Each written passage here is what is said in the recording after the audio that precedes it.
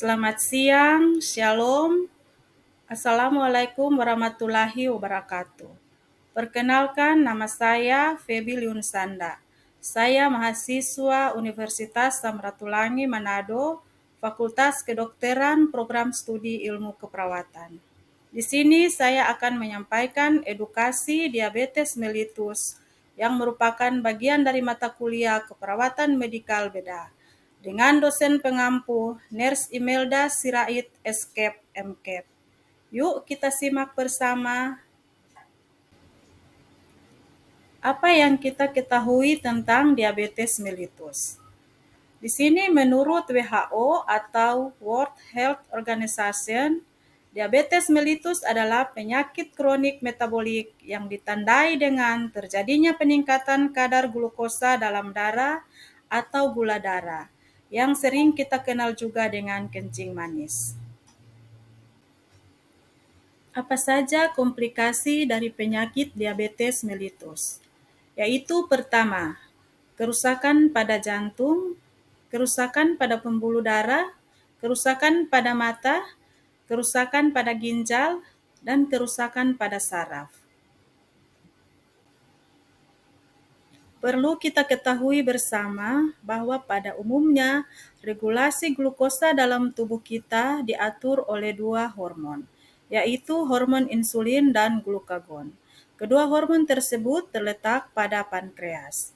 Insulin diproduksi oleh sel beta pankreas yang terletak di sentral pankreas, sedangkan glukagon disekresi oleh sel alfa pankreas yang terletak di perifer pankreas.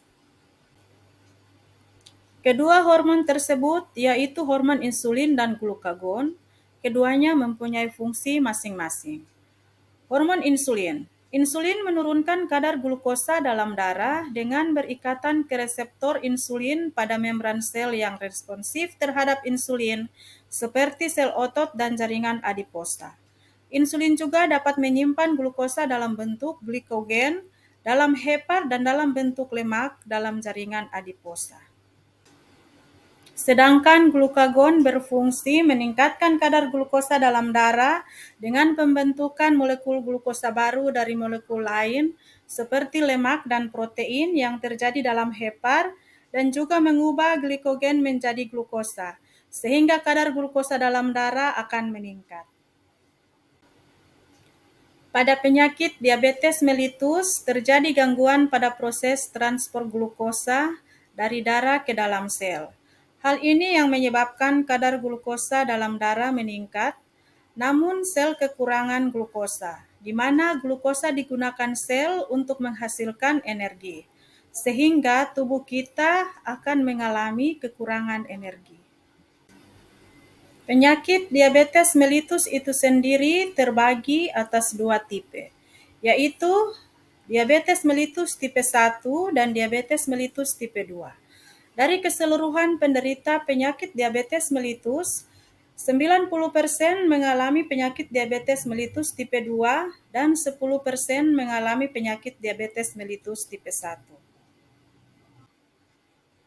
Penyakit diabetes mellitus tipe 1.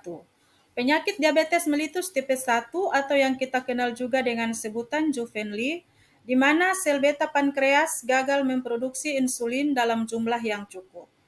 Terjadi kelainan genetik yang menyebabkan sel toleran terhadap sel T berkurang, sehingga sel T akan menyerang sel beta pankreas.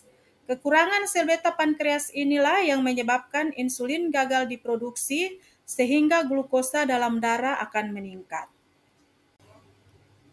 Adapun tanda dan gejala yang sering muncul pada penyakit diabetes mellitus. Pertama, polifagia atau banyak makan. Kedua, glikosuria atau glukosa dalam urin.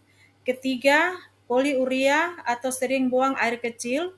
Keempat, polidipsia atau sering merasa haus. Kelima, terjadi penurunan berat badan. Diabetes mellitus tipe 2. Di sini dijelaskan bahwa insulin diproduksi dalam jumlah yang cukup, namun tidak dapat berfungsi sebagaimana mestinya.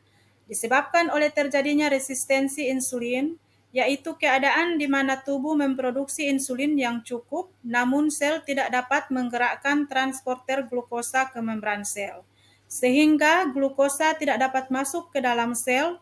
Keadaan inilah yang disebut resistensi insulin. Apa saja faktor yang menyebabkan terjadinya penyakit diabetes mellitus? Pertama, obesitas. Kedua, kebiasaan makan yang buruk. Ketiga, kurang aktivitas. Keempat, hipertensi. Kelima, faktor genetik. Pada slide terakhir di sini saya jelaskan penata laksanaan penyakit diabetes mellitus itu sendiri.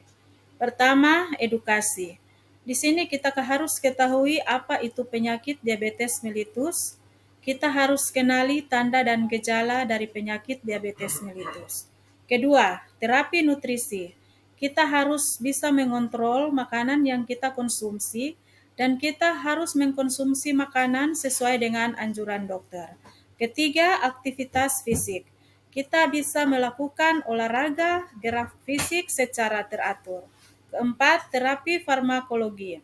Terapi farmakologi di sini yaitu terapi oral dan terapi insulin. Kelima, pemantauan gula darah secara mandiri. Demikianlah video singkat saya tentang edukasi penyakit diabetes mellitus. Terima kasih sudah menonton. Semoga bermanfaat bagi kita semua. Jangan lupa like dan subscribe ya.